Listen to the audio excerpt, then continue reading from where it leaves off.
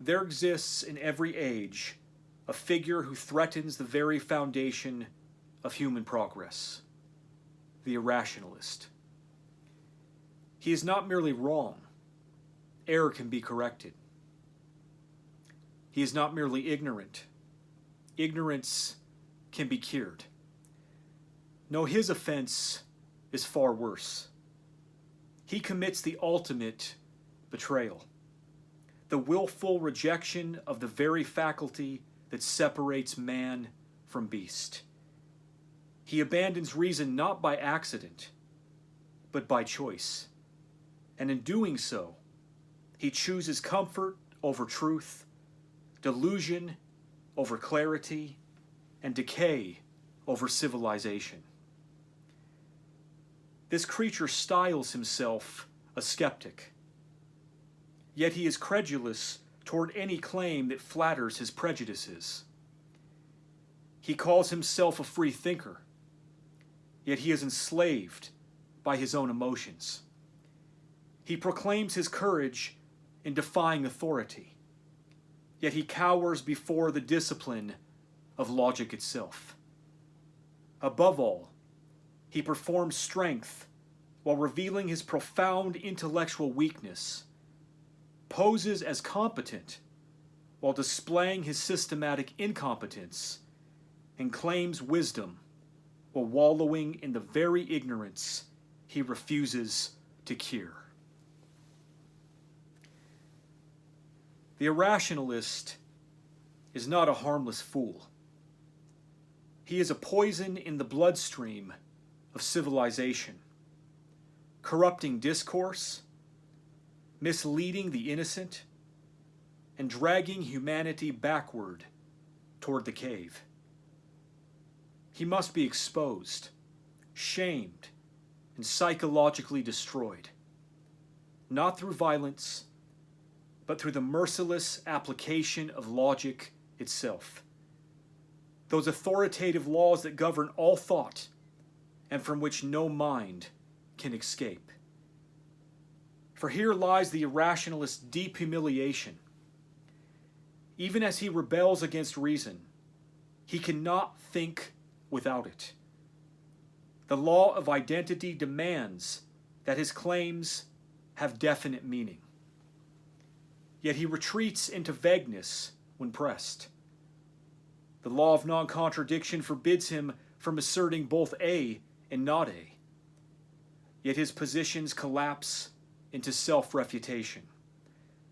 The law of excluded middle allows no escape from truth or falsehood, yet he hides in the shadows between them. He is trapped by the very logic he denies, crushed by laws more fundamental than his rebellion, more inescapable than his fear. To defeat the irrationalist, we must first dissect his psychology. For his every boast conceals a fear. His every certainty masks a terror. The fear of being ordinary. The irrationalist cannot bear the thought that he might be common, that his mind might be limited, that he might not possess special insight into reality's hidden truths. This fear of intellectual weakness drives him to invent conspiracies, embrace mysticisms, or champion causes that make him feel cosmically chosen. His beliefs are not conclusions, but desperate attempts to mask his incompetence with the illusion of special knowledge. The fear of complexity. Reality is intricate, often counterintuitive, requiring patient study to comprehend.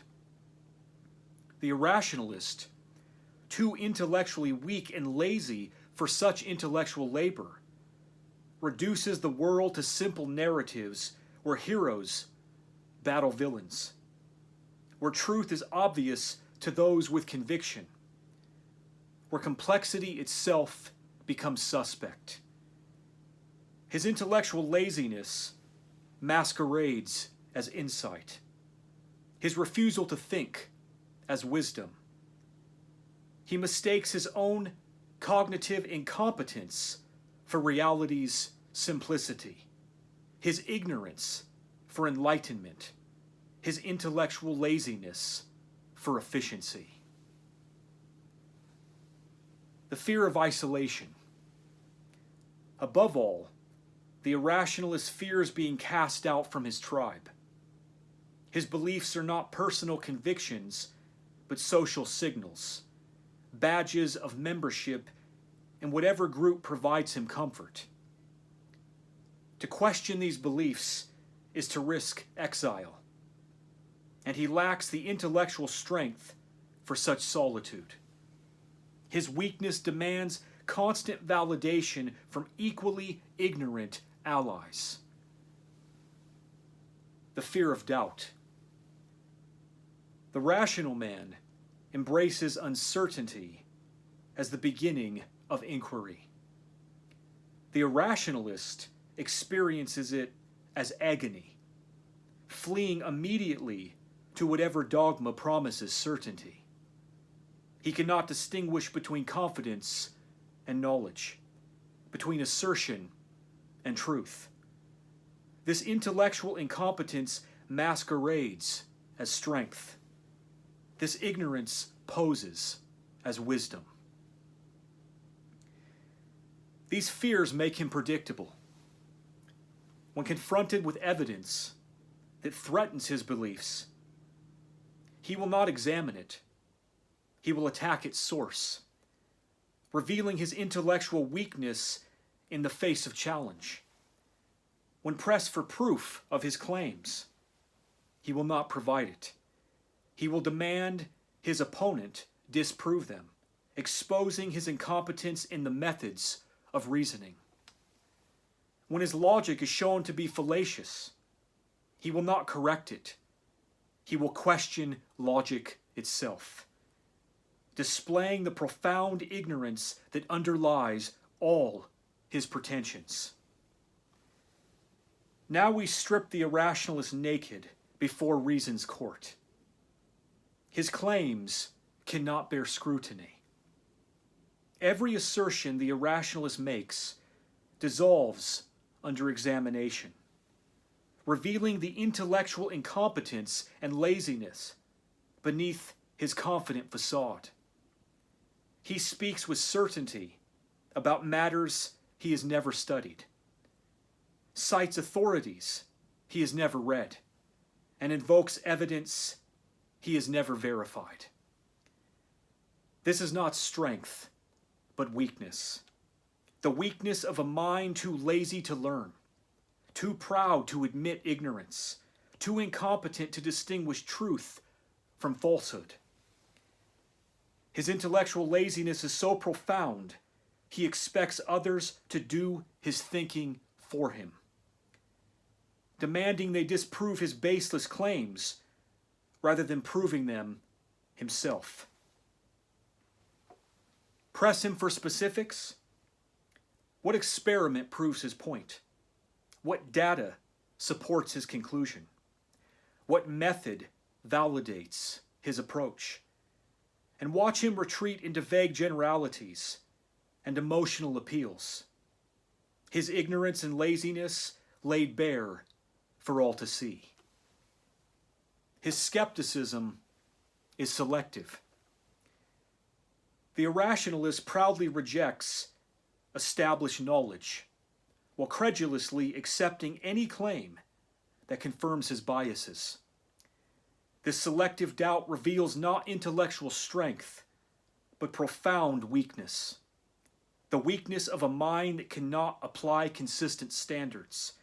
The incompetence of one who mistakes bias for insight.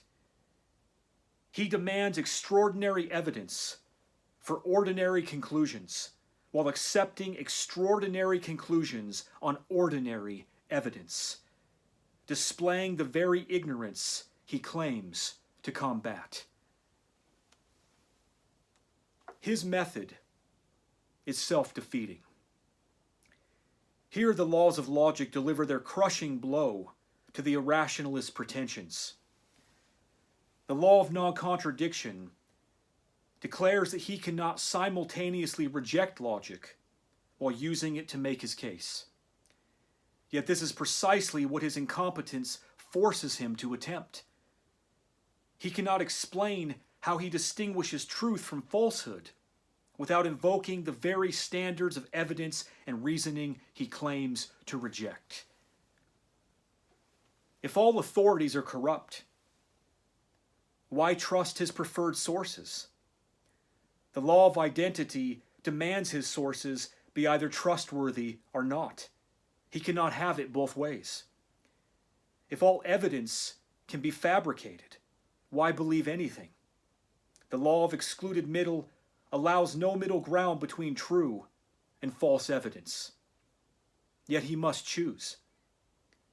If logic is unreliable, why should we accept his arguments? The very act of presenting reasons assumes the law of sufficient reason, that conclusions follow from premises. His weakness is so profound, he cannot even see that logic has already trapped him.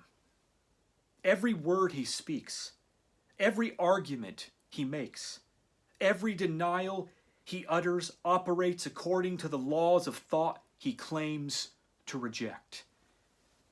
He is like a man who denies the existence of language while speaking, who rejects mathematics while counting money, who scorns logic while thinking.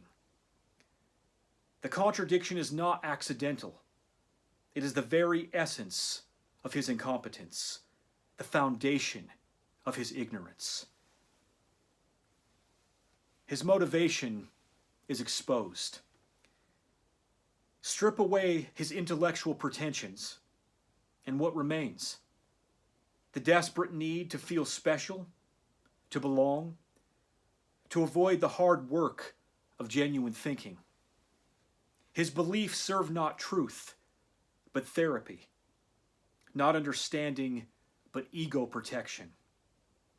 He is not a seeker, but a refugee, fleeing from reality into whatever fantasy provides comfort. This is the ultimate weakness, the inability to face truth when it threatens his self-image, the incompetence that chooses pleasant lies over difficult truths, the intellectual laziness that prefers simple conspiracy theories to complex reality, the ignorance that masquerades as wisdom because wisdom requires effort he refuses to expend. Here begins the true assault, making the irrationalist's identity unbearable to himself. We expose his cowardice publicly. In every forum where he performs his wisdom, we appear with questions he cannot answer, challenges he cannot meet, contradictions he cannot resolve. Here logic becomes our weapon. We force him to violate the law of non-contradiction by holding positions that cancel each other out. We invoke the law of identity by demanding he define his terms clearly, watching him retreat into vagueness when pretension would expose his ignorance. We apply the law of excluded middle by forcing him to choose between claims he wants to hold simultaneously. His audience watches him stumble, dodge, and retreat, not from our opinions, but from the inescapable laws of thought themselves. We reveal his dependence. The law of identity exposes his deepest weakness. He cannot even form a coherent identity without the logic he rejects. The irrationalist imagines himself independent, yet he cannot think without logic's permission, cannot believe without its validation, cannot even doubt without its structure. Every act of his mind obeys laws he claims to despise. He is not a rebel, but a conformist to reason's deepest requirements. Not a leader, but a follower of logical necessity. Not a thinker, but an unconscious slave to the very principles he denies. We demonstrate his uselessness. What has the irrationalist ever built that did not depend on logical principles? What problem has he solved without invoking cause and effect? What knowledge has he advanced without assuming the law of non-contradiction? He is purely parasitic, feeding on civilization's achievements, every one of which required rigorous logical thinking, while contributing nothing but confusion and discord. His incompetence is total. He cannot create, only destroy. He cannot build, only tear down. Cannot think, only react. We make him ridiculous. The irrationalist dignity depends on being taken seriously, on being seen as a worthy opponent of established truth. But when his arguments collapse under logical scrutiny, when his ignorance of basic reasoning is exposed, when his violation of fundamental logical laws is made visible, he becomes not fearsome, but pitiable, a grown man at war with the very structure of rational thought, a would-be philosopher who cannot grasp that logic is inescapable, a supposed rebel who unknowingly serves the master he claims to defy with every word he speaks. Shame in this context is not cruelty, but kindness. The social pressure that draws men back from error toward truth. The irrationalists must be made to feel ashamed. Ashamed of violating the law of non-contradiction while claiming to seek truth. Ashamed of demanding the law of identity for others while keeping his own claims vague. Ashamed of invoking the law of excluded middle when it serves him while ignoring it when it doesn't. Ashamed of speaking with authority on subjects he has never studied. Ashamed of misleading others with his ignorance. Ashamed of choosing comfort over truth, certainty over inquiry. Ashamed of being a parasite on the very logical civilization he attacks. Ashamed of his intellectual cowardice masquerading as courage. Ashamed above all of being trapped by the very laws of thought he claims to reject, using logic to deny logic, employing reason to attack reason, thinking in order to reject thinking. This shame must be public, specific, and relentless. Every time he opens his mouth to spread falsehood, we are there to show how he violates logical law. Every time he poses as a truth seeker, we reveal how he contradicts himself. Every time he claims special insight, we demonstrate how logic itself exposes his profound ignorance. The goal is not to silence him, but to make his performance of wisdom so psychological costly that he either abandons it or retreats from public discourse entirely. Let him keep his delusions in private if he must, but let him no longer poison the public's fear with his lies. Against the irrationalist darkness, we hold high the torch of reason. not as cold calculation, but as humanity's greatest achievement. The faculty that lifted us from savagery to civilization, from superstition to science, from chaos to order.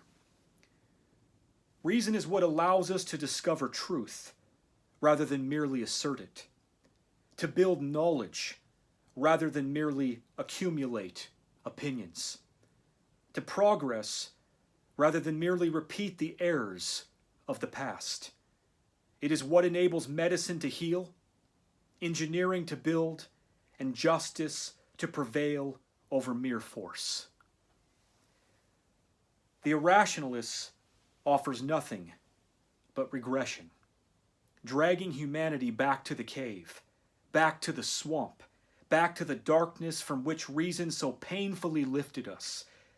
He is not progress, but decay, not evolution, but de-evolution, not human advancement, but human shame. We who value truth above comfort, inquiry above certainty, evidence above authority. We have a duty to defend reason against its enemies, not through violence, which would make us barbarians like them, but through the relentless application of logic, evidence, and shame. We must be warriors for truth, showing no mercy to those who would poison it with lies. We must be teachers for the confused, illuminating the path from ignorance to knowledge. We must be judges for the pretentious, exposing their claims to the harsh light of scrutiny. This is our calling, to make reason so compelling, irrationalism so shameful, and the truth so beautiful that humanity turns forever from the darkness toward the light. Observe how irrationalism's ultimate defeat, now at our hands, and not by violence, but by the inexorable laws of thought themselves. First premise: every act of denial presupposes the law of non-contradiction. To say X is false assumes that X cannot be both true and false simultaneously.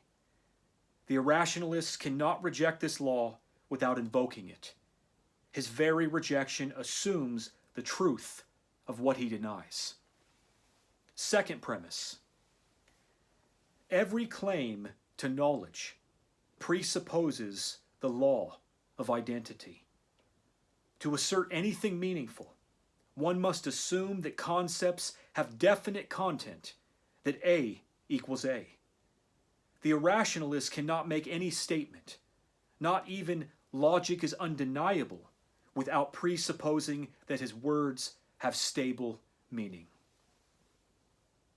Third premise: every argument presupposes the law of excluded middle. To convince anyone of anything, one must assume that propositions are either true or false, with no middle ground. The irrationalist cannot even communicate his doubts without assuming this binary foundation of all reasoning. Conclusion: the irrationalist is trapped in an impossible position. He must use the laws of logic to deny the laws of logic. He must think rationally to reject rationality. He must employ the very principles he claims to reject in the act of rejecting them. This is not mere contradiction. It is logical suicide. The irrationalist position is not simply wrong. It is incoherent, self-refuting, impossible to maintain even in thought. He stands convicted not by our arguments, but by the structure of reason itself. When the irrationalist opens his mouth to speak against reason, reason speaks through him. When he thinks against logic, logic governs his thinking. When he argues against truth, truth makes his argument possible. He is defeated not by superior force, but by the impossibility of his own position. Let him rage. Let him howl. Let him accuse us of cruelty. We've proven something far more devastating than his error. We've demonstrated his complete intellectual incompetence. He cannot even formulate his rebellion without becoming our unwitting ally, cannot even voice his denial without proving our point. The irrationalist is not our enemy. He is our proof. Every word he speaks against reason demonstrates reason's inescapability. Every argument he makes against logic shows logic's sovereignty. Every thought he thinks against truth reveals truth's dominion over all minds, even those in rebellion against it. This is philosophy's final judgment.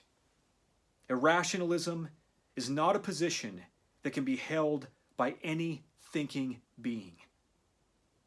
It is a contradiction in terms, a logical impossibility, a form of intellectual suicide that defeats itself in the very act of being conceived. The irrationalist stands condemned not by us, but by the inescapable laws of thought that govern all minds, including his own. His rebellion was doomed from the moment he first tried to think it. Thus, reason triumphs. Not through violence, not through rhetoric, but through the simple, inescapable fact that no mind can function without it. The irrationalist defeat is written into the very structure of consciousness itself. Let the irrationalist sneer, sputter, and scurry. Let him wrap himself in deflections and memes, slogans and tribal chants. We are not here to argue with his feelings. We are here to extinguish his false legitimacy. We have studied his every move. We know the contours of his cowardice, the mechanism of his denial, the script of his self-deception. His armor is rusted pride. His sword is rhetorical fog. His battlefield is the shallow theater of social validation, and in each arena, he has been met and unmasked. What remains now is the reckoning. Let his words be followed by silence. Let his followers look away in quiet embarrassment. Let his identity, crafted so carefully around the illusion of insight, become unwearable. Not through violence, not through censorship, but through something far more devastating. Truth that cannot be dodged. Logic that cannot be derailed. Shame that cannot be dismissed. He stood against reason and was weighed. He was found wanting. He wore ignorance like a crown, and it has been shattered. He waved the banner of defiance, and it now hangs tattered behind him, a symbol not of bravery, but of the childlike fear that drove him. And as he falls silent, or flees into the safety of anonymity, we will remain. We, the rationalists, the builders, the preservers, the thinkers, the fearless, the ones who faced folly with open eyes and refused to yield. Because civilization was not born of feelings, but of reason, and it will be saved by nothing less. Let this be remembered not as the age when irrationalism rose, but the moment when it was finally unmasked, undone, and defeated.